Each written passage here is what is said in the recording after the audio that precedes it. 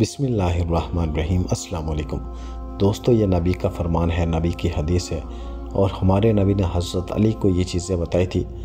اگر آپ زندگی میں آسانیاں چاہتے ہو، مشکلوں سے بچنا چاہتے ہو، پریشانیوں سے بچنا چاہتے ہو، تو ان 5 کاموں پر عمل کر لیجئے گا۔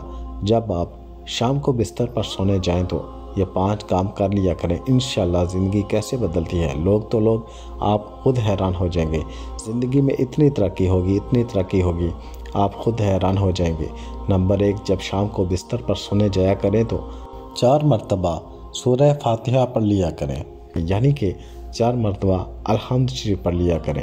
ایسا آپ کو کرنے سے صدقہ کا ثواب ملتا ہے۔ اور جب آپ شام کو بستر پر سونے جائیں تو 3 مرتبہ سورہ اخلاص پڑھ لیا کریں۔ ایسا کرنے سے آپ کو 1 قرآن پاک پڑھنے کا ثواب ملتا ہے۔ اسی طریقے سے 10 مرتبہ درود پاک پڑھ لیا کریں۔ ایسا کرنے سے آپ کو 1 جنت کی قیمت کا ثواب ملتا ہے۔